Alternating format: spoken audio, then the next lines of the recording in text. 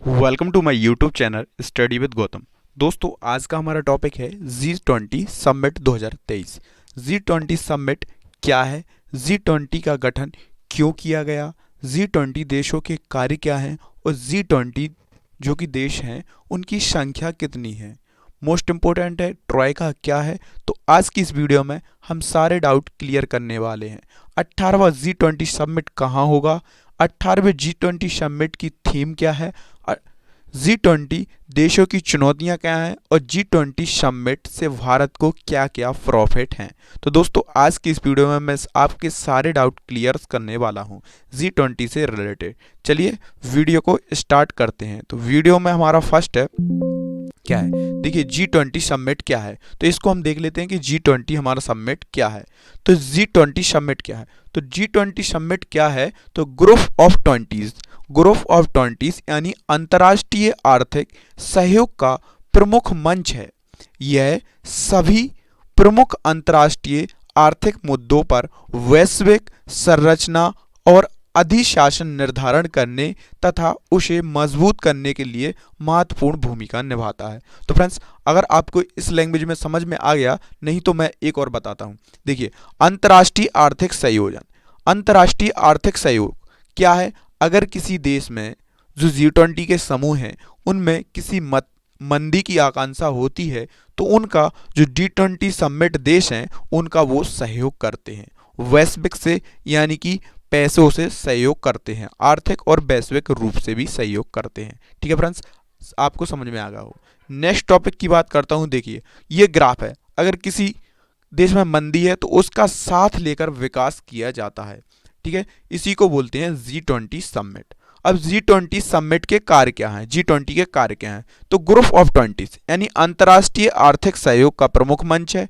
यह सभी प्रमुख अंतर्राष्ट्रीय आर्थिक मुद्दों पर वैश्विक संरचना और अधिशासन निर्धारण करने तथा उसे मजबूत करने में महत्वपूर्ण भूमिका निभाता है। ठीक है फ्रेंड्स, समझ में आ गया होगा कि इसके कार्य क्या हैं। ठीक है, नेक्स्ट की बात कर लेता हूं। तो नेक्स्ट हमारा क्या है कि G20 का गठन क्यों किया गया।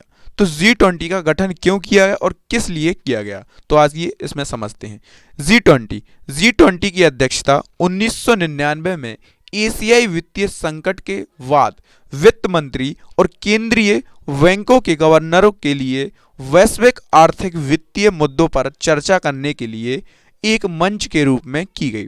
आपको डाउट हो रहा है कि एशियाई वित्तीय संकट क्या है।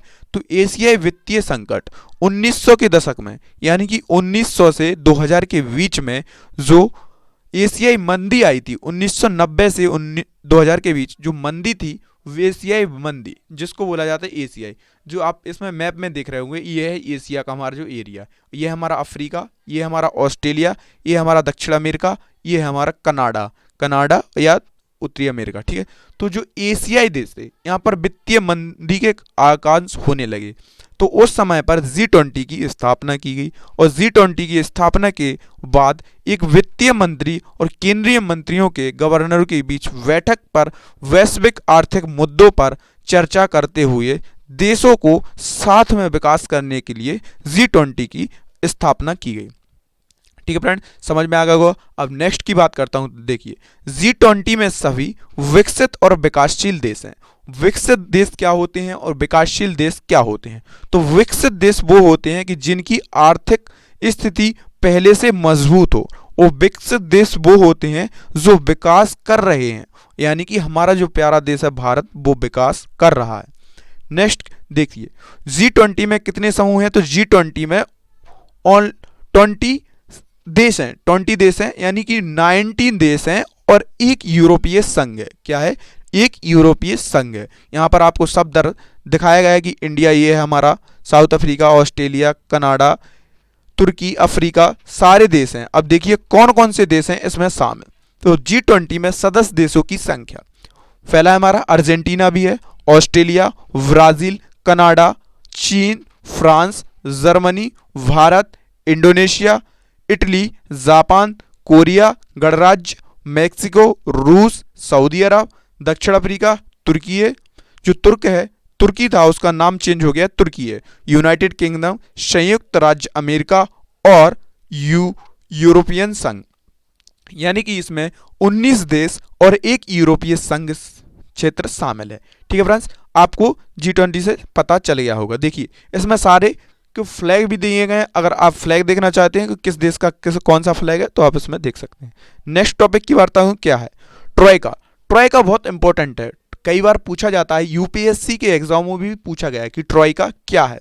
ठीक है, ट्रोइका से काफ़ी क्वेश्चंस बनते हैं। ट्रोइका की अध्यक्षता कौन होता है, ट्रोइका कैसी प्रणाली होती है, ट्रोइका का गठन किस तरीके से होता है, क्या है। तो देखिए भारत ने 1 दिसंबर 2022 को G20 की अध्यक्षता ग्रहण की। अध्यक्षता ग्रहण की कहां से की अध्यक्षता ग्रहण G20 में 1 दिसंबर को अध्यक्षता किसने दी भारत को। तो देखिए अभी जो बाली में 17 दिसंबर को जो 17वां G20 शिखर सम्मेलन हुआ था, तो उसमें जो बाली के राष्ट्रपति थे उन्होंने भारत के प्रधानमंत्री नरेंद्र मोदी जी को G20 की अध्यक्षता संभालने के लिए आमंत्रित किया।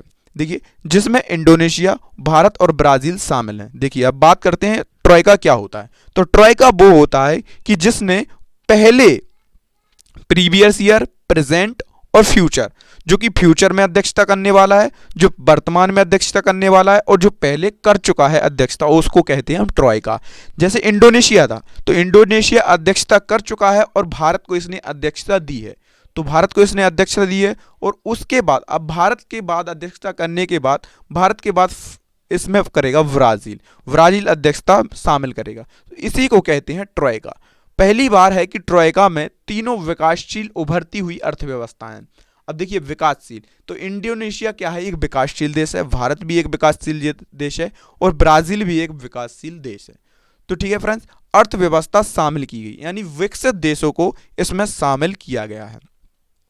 विकासशील, ठीक है फ्रेंड्स, विकसित देश हैं जैसे अमेरिका है और रूस है, तो ये हमारे विकसित कंट्रीज में आते हैं।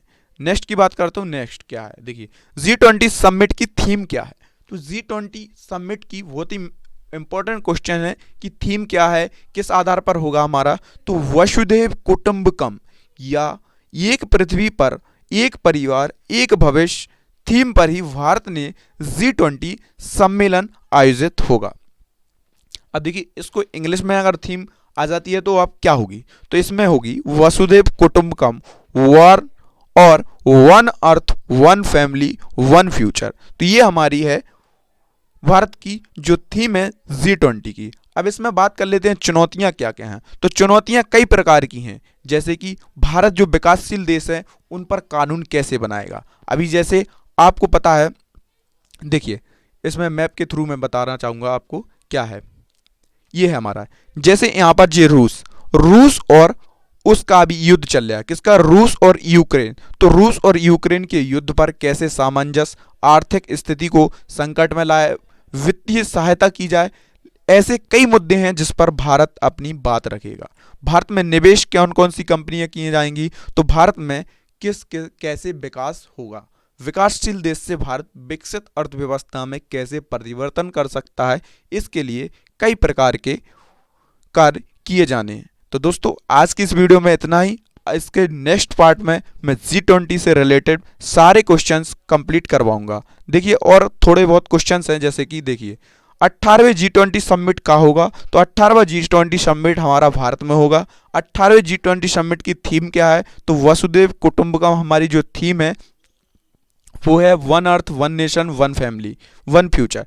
ठीक है, G20 हमें चुनौतियां क्या हैं, समिट में प्रॉफिट क्या क्या है, तो भारत के, ये हम सारी नेक्स्ट वीडियो में कंफर्म करने वाले हैं। तो दोस्तों वीडियो में इतना ही। वीडियो अच्छी लगी वीडियो को लाइक करें और चैनल को जरूर सब्सक्राइब करें, जिससे कि आपको ऑल वीडियोस का हमारा नोटिफिकेशन है जो आप तक पहुंच सके। Thanks for watching my video.